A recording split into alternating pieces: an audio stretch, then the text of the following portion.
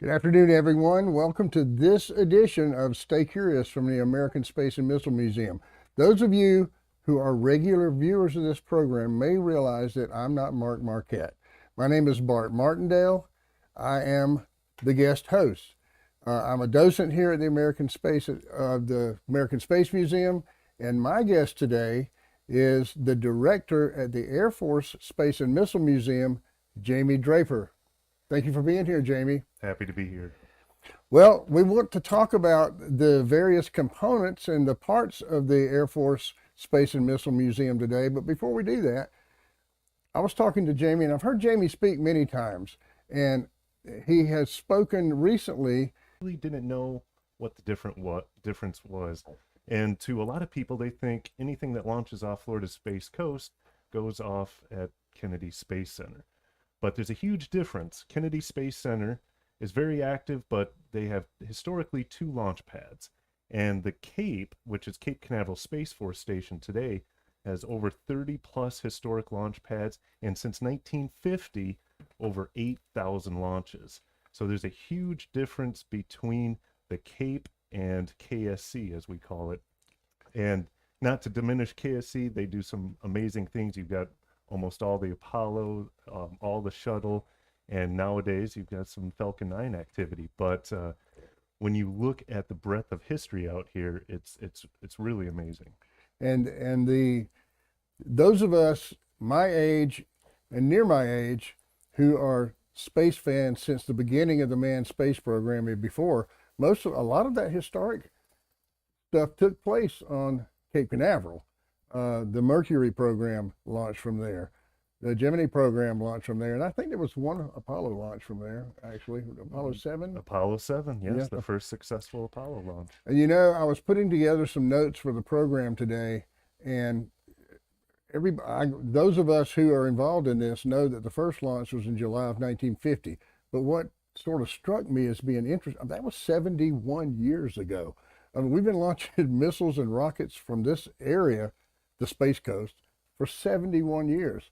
I tell people on tours that I do with young children, last November we celebrated the 20th anniversary of occupying the International Space Station. So anyone here under the age of 20 has never lived one day without humans in space.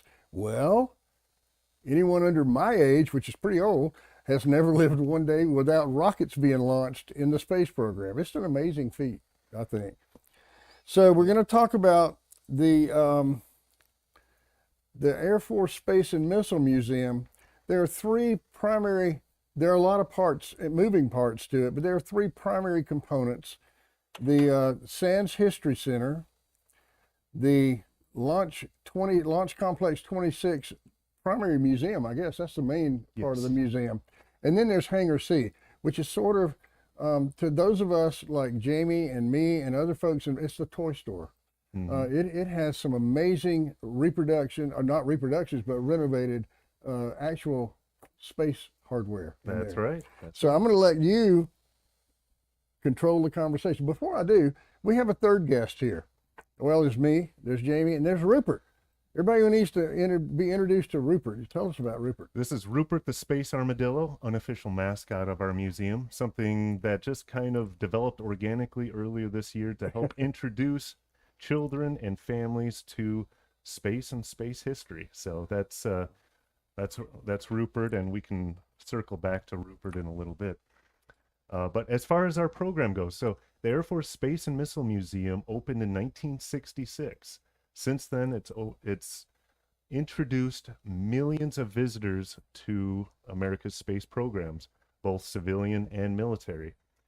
And over that time, it's expanded. It started at Launch Complex 26, which features the blockhouse, exhibit hall, ancillary buildings, and my office, by the way. I get to work on the spot where we entered the space race. And that's what makes 26 significant. That's why they set it aside as a museum in 63 when it was deactivated, because Explorer 1 launched from that site in 1958. That is when we entered the space race, and a lot has occurred since then. And so over that time, the museum developed a rocket garden. It was a world famous rocket garden, at Complex 26 with over 50 original aerospace vehicles. And those, unfortunately, over the decades, the Florida environment took its toll, and a lot of corrosion and other issues took place. And eventually, a lot of those were restored and brought into Hangar C, and we'll discuss that in a little bit. So, Complex 26 was the main museum facility, and then it was about 11 or 12 years ago, we opened the Sand Space History Center. That's located outside the gates to Cape Canaveral Space Force Station. The Sand Space History Center is open to the public 6 days a week. It's free admission, and you don't need a military pass to get in there. That's what makes it so great. It's staffed by our dedicated volunteers, including Bart himself. Yes, yes. And so it's a great way for us to introduce Cape history, Space Coast history to people. And that's kind of the whole operation in a nutshell. Since '66, millions of visitors. Today, our biggest challenge is access, because a lot of our assets are behind the gates at Cape Canaveral Space Force Station. So we're working on some tours, some special events, things to get people more in tune with it all. And good old, Rupert the Space Armadillo and certain social media activities are some of our means to introduce these subjects to the public. Well, one of the things that has been a significant blessing to me, I don't have a background in the space. I'm a space geek, and I have been passionate about this, all of these things, the rocket launches, the astronauts, and so forth, since I was a little boy. And we moved here about 5 years ago, and I feel immersed in these things. But one of the most awesome parts of that is meeting the folks that actually put the astronauts in space, the space workers, the people that worked on the unmanned space program. These guys had decades of a career, and I have met so many of them and learned so much. And I have yet to meet one that says, geez, I sure wish I'd have done something different for a career, because it was I guess it was a hard work, but it was a dream job. And I know that I told you the other day when we were talking, one of the things that has impressed me so much about you is that you came here without an aerospace background as well. You want to talk a little bit about your background? I was going to do that earlier and just didn't. I'm sorry. Oh, no, that's fine. Well, funny enough, I came here from the Presidential Museum sector. So I worked the Gerald R. Ford Presidential Museum for 16 years in National Archives and Records Administration. There is a connection. Jerry Ford, throughout his 25 plus years in public service, was a firm advocate for space exploration, space operations, and was a chartering member of NASA as a committee member in Congress. I didn't know that. So and actually Gerald Ford opened the renovated National Air and Space Museum during our country's bicentennial in 1976. So there's all kinds of fun Jerry Ford connections. But before that, I earned a master's in historical administration from good old Eastern Illinois University, the castle in the corn, as they call it. Yeah. And from there, I worked a bunch of local history sites in Illinois, Wisconsin, back into Michigan, started working for Uncle Sam at the Jerry Ford. And this opportunity came up, and I was thinking, wow, this could be a fun tropical adventure. And it's got a rocket garden, and I'll be a rocket museum director. I know, and at the time, I knew nothing about America's space and missile programs, except for maybe the top level, top down Cold War diplomacy stuff. But this is the hardware that backed all of that diplomacy. Right. So that's what really drew me in. And I started 2 years ago last month, and I've been loving every day of it. This is the time to be alive on Florida's Space Coast. That's the truth. It's exciting. Every day there's something new. We've got 50 different projects going at any given moment. And I lean heavily on you and over 100 other very dedicated museum volunteers who are my subject matter experts. And I'm absorbing as much of that enthusiasm and know-how and just passion for the history as I can. And like you said, it's not just the astronauts and those who kind of they're in the limelight, but we are holistic in our approach at our museum. We focus on, for lack of better words, the pad rats, the ground crews, Right. and the payload guys, the fuel system folks, the satellite processing folks. There's a million stories out here, and Well, it'll never get tiring. we have a number of docents that worked in the space program. Marty, our cameraman over here, is one. Marty Winkle.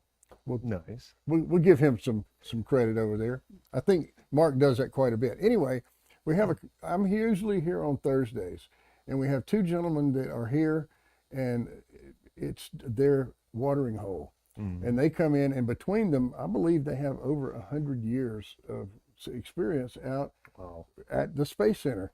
And to listen to them is like reading an encyclopedia. Yeah. Because they know so much. I have the honor also of working at Kennedy Space Center. I've done private tours with astronauts, and before the pandemic, when we had docents like in the Atlantis building, the astronauts would be leading their group past these guys, stop, and have them applaud these folks because they got them there and back. And the astronauts, they're heroes to the astronauts. So they certainly are heroes to me. And the amazing part of this story, and you want to talk about that photo right there? Because I'm yes. jealous that I wasn't there. Speaking of astronauts. Well, yes. So there's a number of photos, I think, cycling behind me here that I'm losing track of. Sorry about that. But this photo right here was taken earlier this year. Shepard Smith from NBC came to our hangar C, to interview the crew of Inspiration 4. Inspiration 4, they launched today. How exciting is that? And you notice one of them happens to be holding Rupert the Space Armadillo.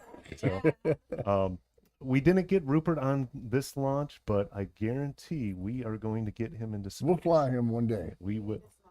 Yes. We'll smuggle him into the payload of something. Okay. But this was exciting. This is just one of several of these super exciting events that occur just randomly on the Cape. And I can never forecast any of this. Just on a whim, Public Affairs notifies me that, Shepard Smith is going to be interviewing the crew of Inspiration 4 in one of your facilities today. Can you come on out, show them around? Sure, why not? Sure. And they were so down to earth, so approachable. Shepard Smith, master of his craft. Unlike me, he's really good in front of a camera, but it's amazing. And this crew, just superb. But and that's just one of many things that occurs in Hangar C. Well, in Hangar C, I have heard Jamie speak at the History Center to a group or two, and I've heard him speak to some folks in Hangar C, and he is being a little bit modest. He said he came here with very little knowledge, and he's beginning to learn stuff. He knows as much as nearly anybody that I've met so far. You've learned a lot of things, and I think we could probably talk about Hangar C for days. But let's just give a brief description of what's in. Say, start with the History Center. What does it contain? So the History Center, it's the Sands Space History Center. It's named after General Sands. He was an early commander on the Cape. His son, Ray Sands, is the chairman of our board. We have a separate nonprofit foundation that supports our museum operation. So it's a public-private partnership. Our museum is a part of the Air Force Heritage Program, even though we're on a Space Force installation. It's getting a little weird trying to figure all that out these days. But the Sands Space History Center, a ton of great history in there. We present the history of the Cape by Launch Complex. So it starts with Launch Complexes 1, 2, 3, 4, some of the earliest ones, extends all the way around to, I think, 47, if I'm not mistaken. So.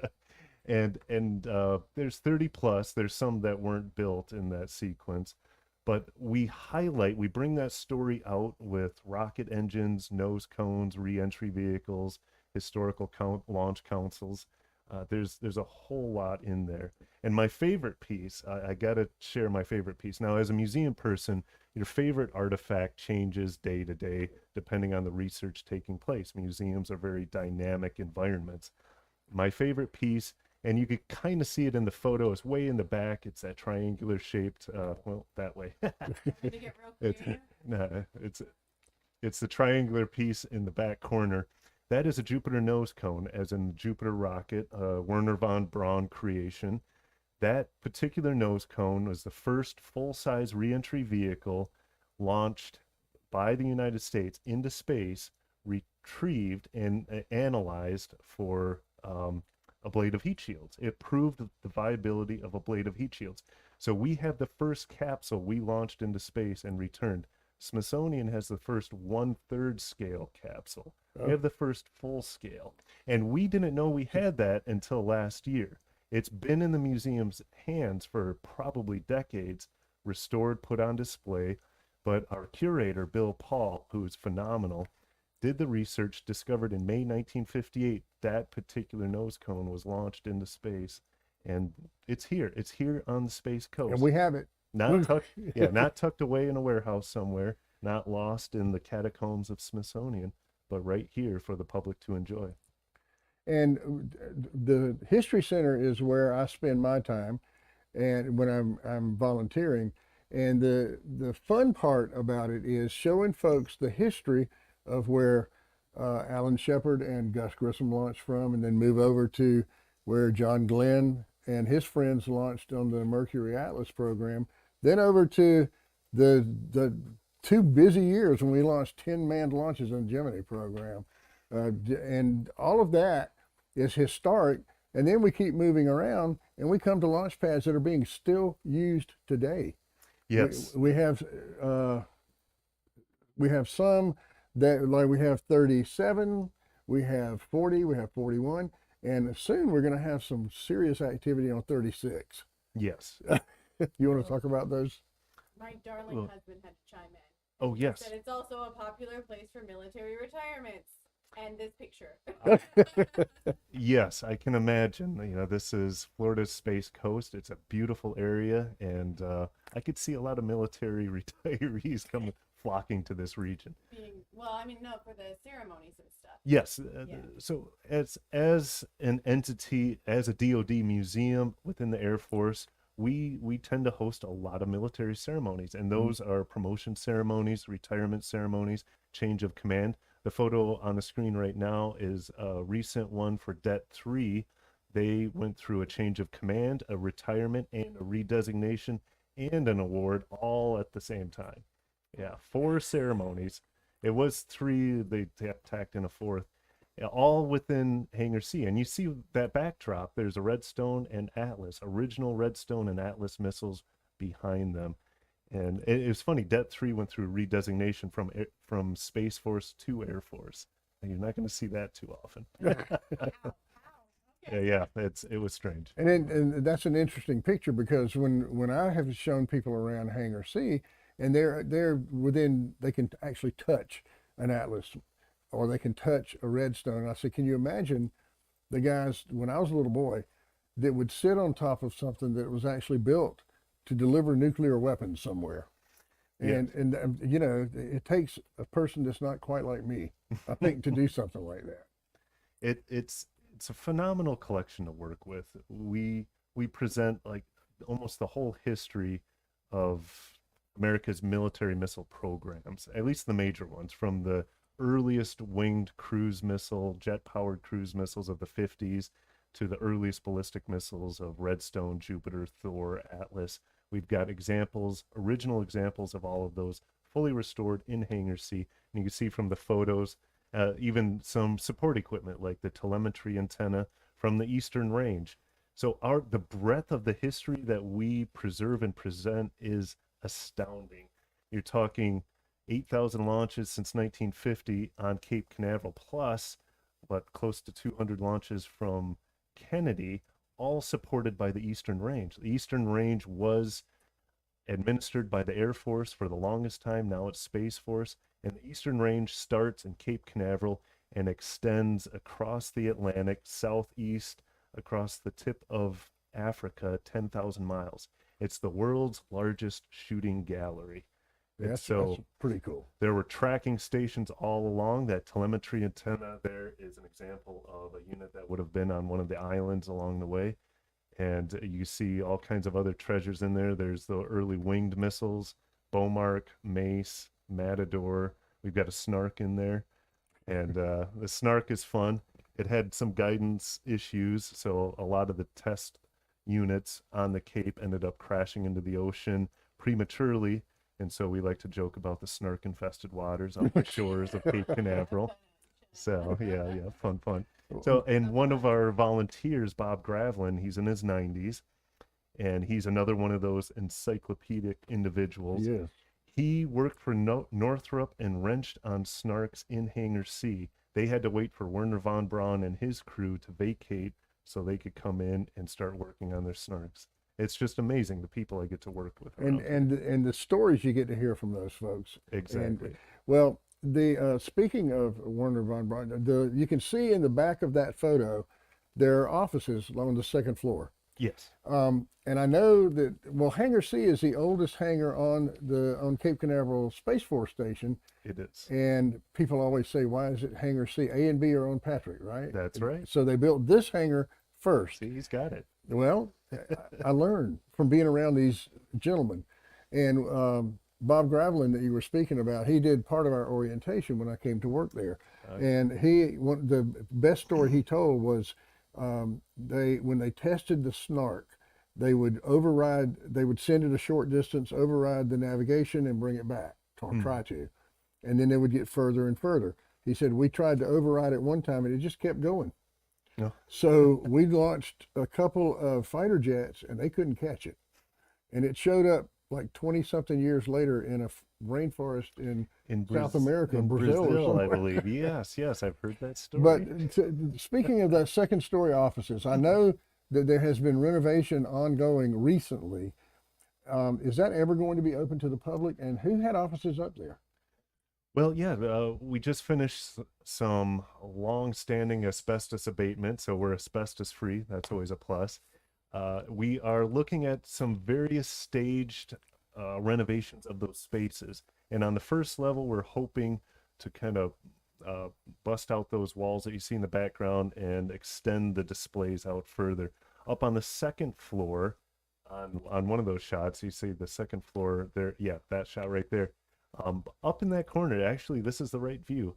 Up in the top corner was reportedly an office space used by Werner von Braun himself back in the 50s. That is awesome. awesome. One of the pioneers of American rocketry worked in this space. Totally needs a plaque. Yes, If well, it can be confirmed. when we went through the asbestos abatement, the contractors were given explicit instructions to keep an eye out for anything historic, any writings, any graffiti. I don't know what would be up there. Leave it on the wall. But yeah, there was nothing.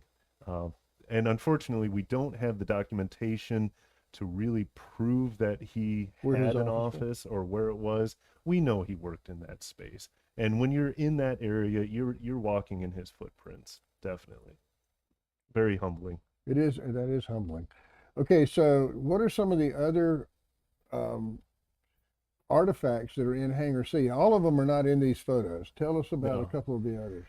We have a couple recent restorations. One is a Pershing II, and that's an Army system, and the other one is a Polaris A3. Both are recent restorations, very, very complicated, where contractors take it all apart.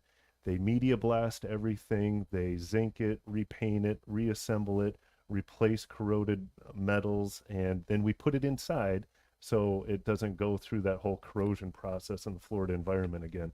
So the Pershing II was the U.S. Army's most sophisticated surface-to-surface operational missile. It's 1980s technology, so you're talking more recent than a lot of these other artifacts in our collection. It was so terrifyingly accurate that it brought the Soviets to the treaty table in 1987.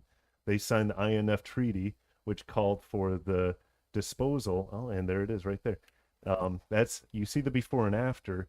It was part of that rocket garden on the grounds and then restored and placed inside, and it's one of our primo pieces. But As I said, the INF Treaty called for the destruction of all of them except for 7.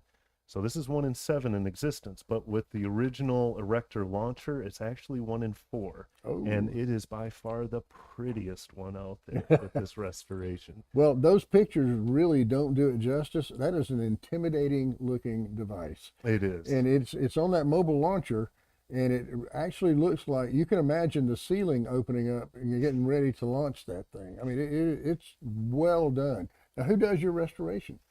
Well, that goes out to different firms. It's a whole bidding process. It's all federal. But Blast Off Inc. did some of it. They're based out in Alabama, and there's a bunch of others that get involved with it. Some in Florida, some in Georgia, some in Alabama, and they are masters of their craft. And when you see the final product, it's They just really are. mind blowing. On the other side of the room, there's a Polaris, and I don't think there's a before and after shot of that. But the Polaris is a fleet ballistic missile, so that's the Navy side. And all of this allows us to tell the holistic story of all the branches that tested missiles out there. You had Army originally, Air Force administered the range and the Cape, but Army and Navy were testing rockets as well for their systems. So, my mistake. I did add a Polaris. So there you see the before and after of them removing the Polaris from the rocket garden on the museum grounds last year. And at the very beginning of this year, there they are offloading the final restoration product at Hangar C. It is absolutely stunning. It is.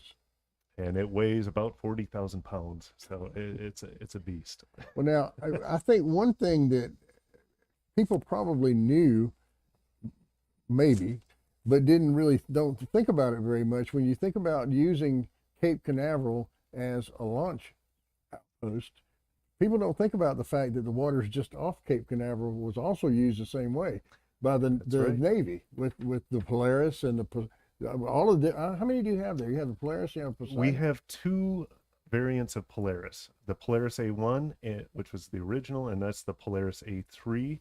I know No-2, which is the Naval Ordnance Test Unit, which is a long-standing tenant on the Cape.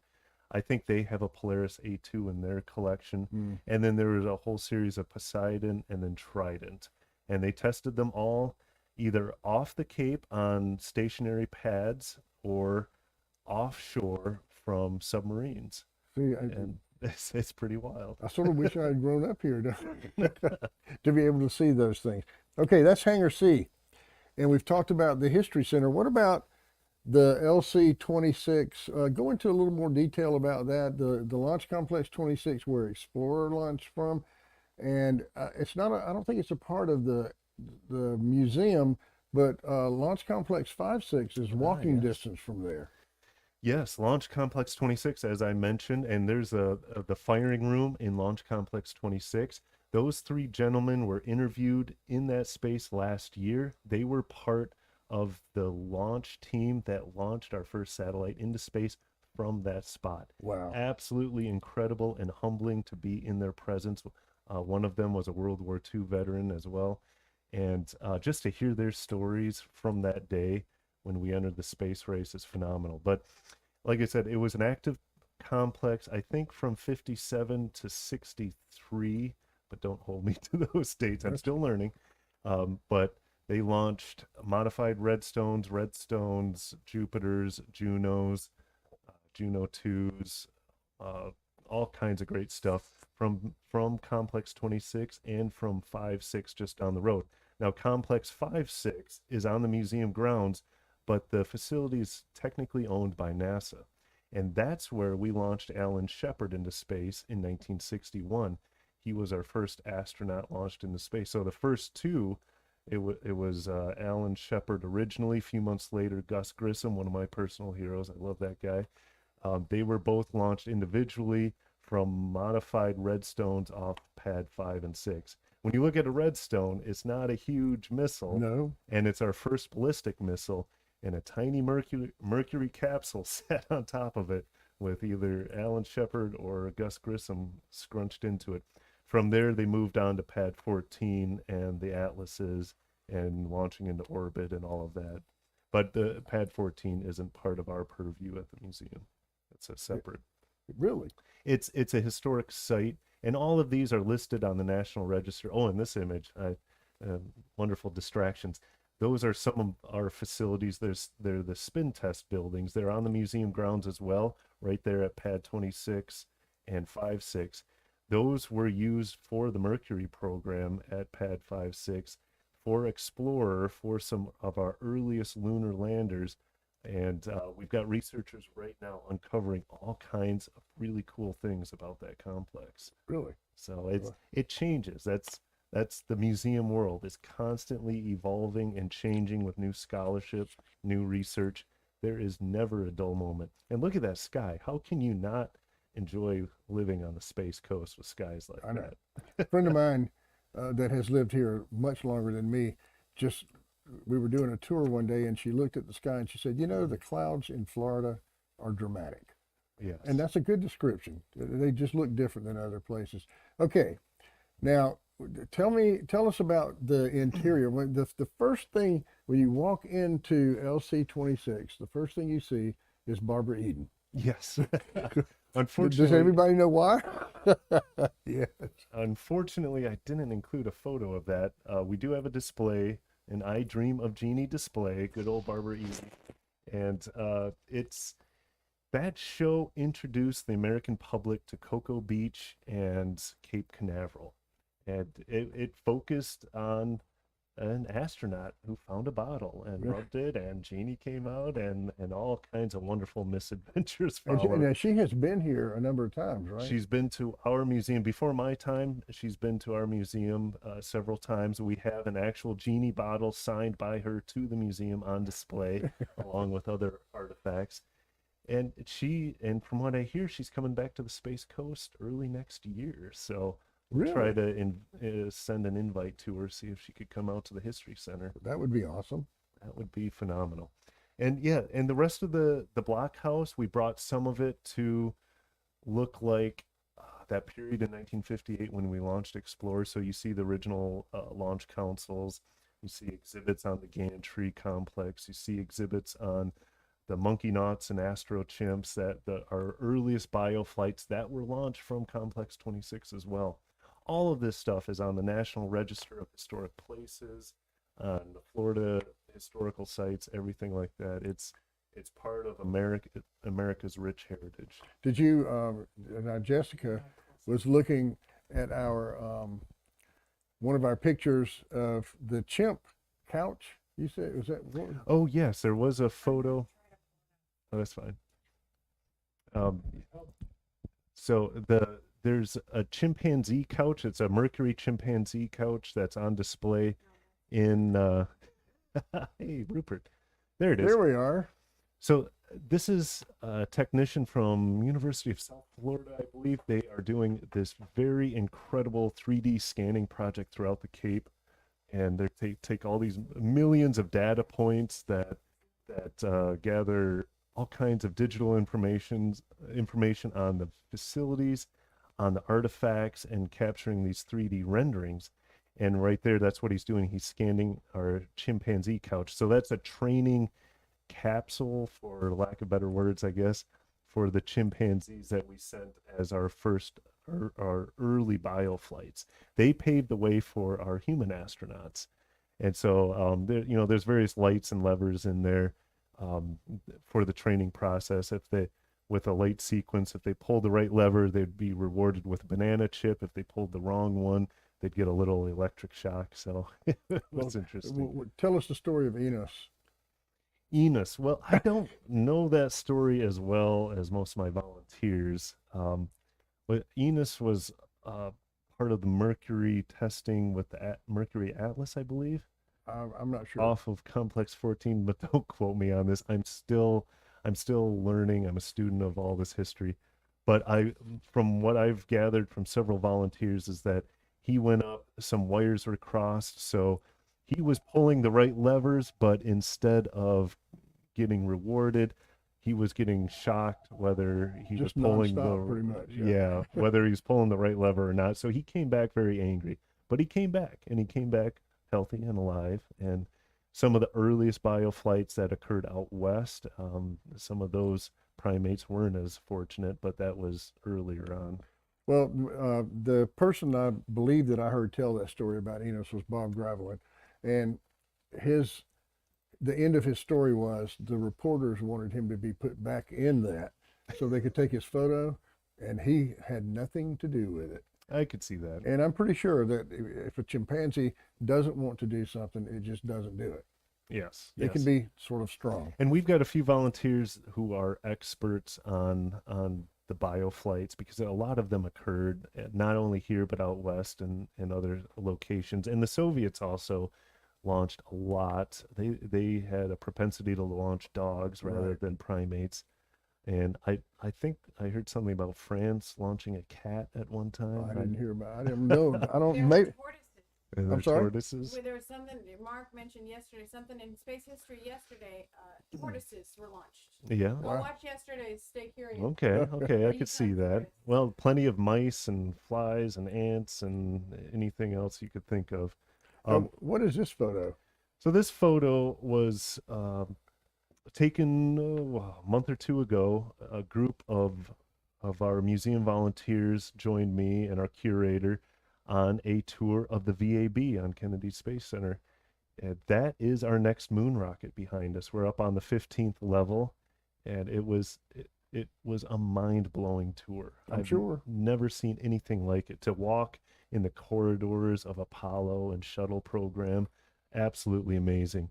And so I try to reward and incentivize our volunteers as much as possible with excursions like that. It's been very difficult in the age of the pandemic, but we find ways, and that was a very exciting trip. Okay, now I have heard you speak briefly about the Air Force Space and Missile Museum down the road. The Yes. future plans, I'm assuming they will actually happen. Well, we are in really the embryo stages of planning for the future. We're working on a 10-year plan to expand outside the gates of the Space Force Station. So when I talk about the Cape, I'm talking about Cape Canaveral Space Force Station and Patrick Space Force Base. We just kind of round them out into this Cape. And for both, you need military passes to get on. Now the Cape especially is difficult with security. You need more. And wow, I didn't realize I put that in. So that's so for decades there have been initiatives to expand outside the Cape, and this is an earlier one of a visitor center that they were planning outside the South Gate. And we're looking outside the South Gate near the History Center, and we want a purpose-built museum, something that will do the story and the history justice. And right now we've got the Sand Space History Center out there, which is great, and it introduces people to the story, to all the history. But you see these photos of Hangar C. It's very difficult to get people out there. It's very difficult to get people out to Launch Complex 26. There are ways, and there are tours, bus tours through Kennedy Space Center that are on hiatus right now. Canaveral Tours is offering excursions, and we're trying to find some other ways to get some programming out there. But as far as the future goes, there's nothing much I can report on now, but I will tell you that we are going big. And I say, go big or go home. So, stay tuned for updates in the near future. We're looking at a national museum status level museum outside of the gates. And it has to be outside the gates to allow the general public to entry, basically. And I can understand that, and I think that, yeah, I mean, it makes sense to me. And also, I guess a lot of what's in Hangar C could be moved outside the gate, although being in Hangar C is sort of significant. Yes. But the launch pads are going to be the launch pads. I mean, you can't Yes. move them. So that's what we call in situ history. Your on-site history right there.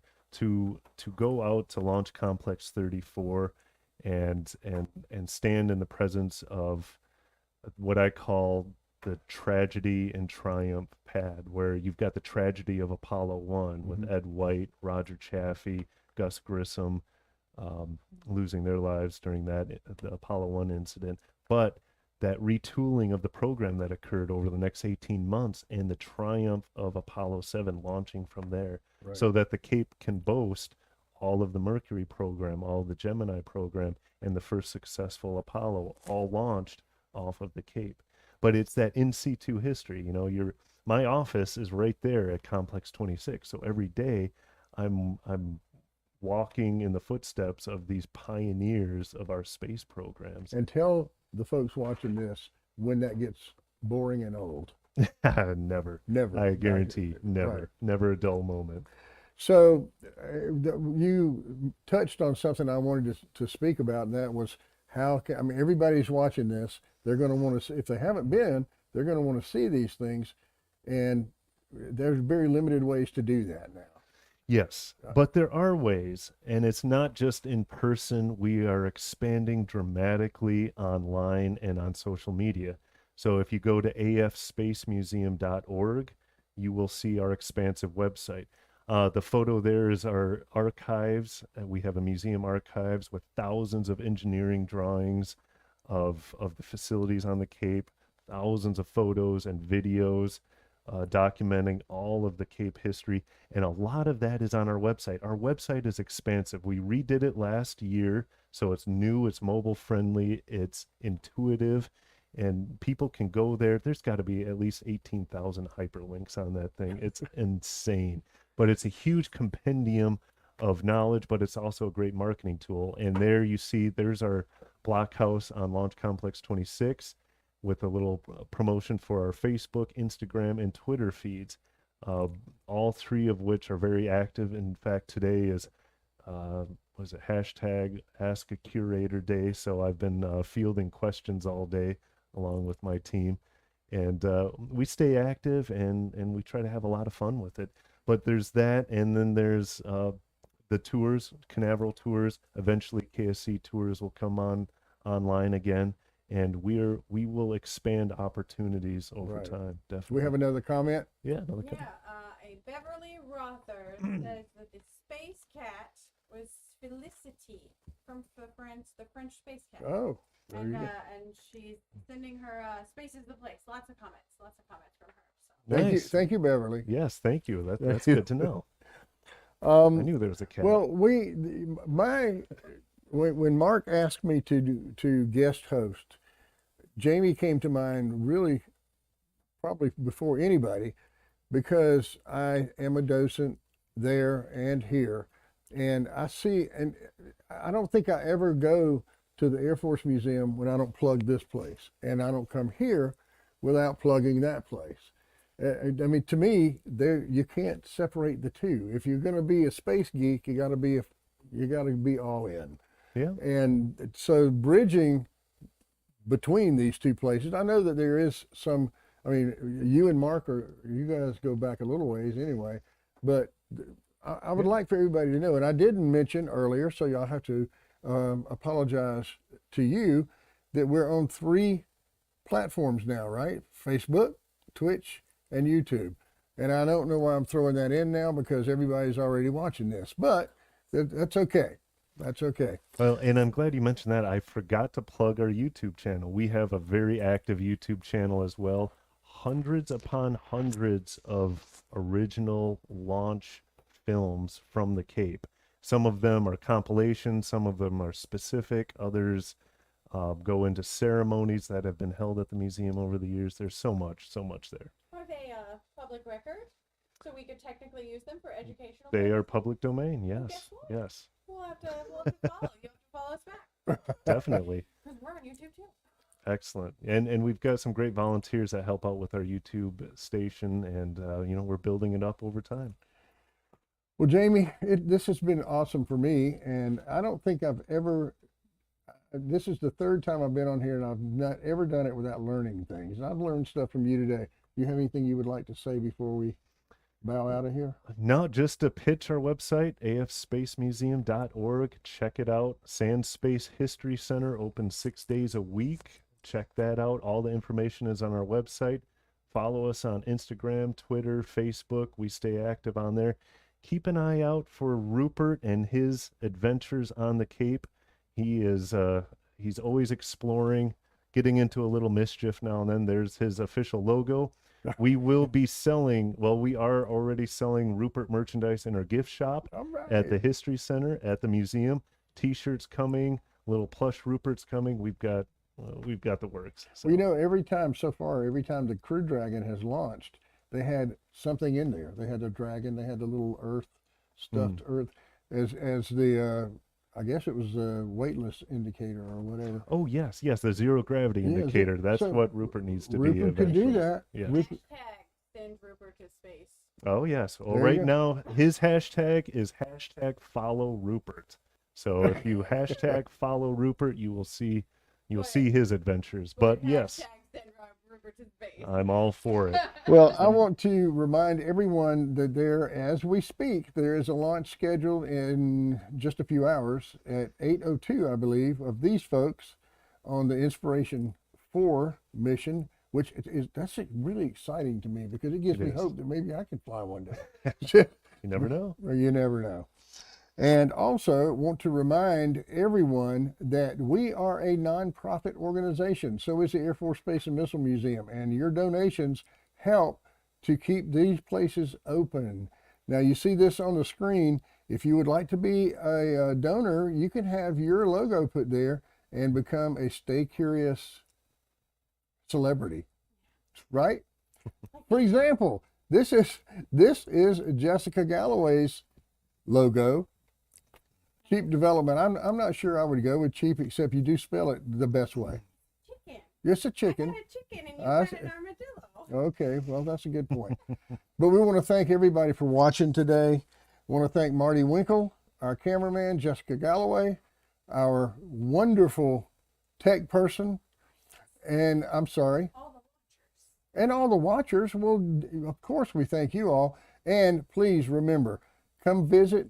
Bring your wallet because we don't charge much to come see us, but we would love some donations, okay? As Mark would always say, we're busy bridging the space between us all. Thanks, guys.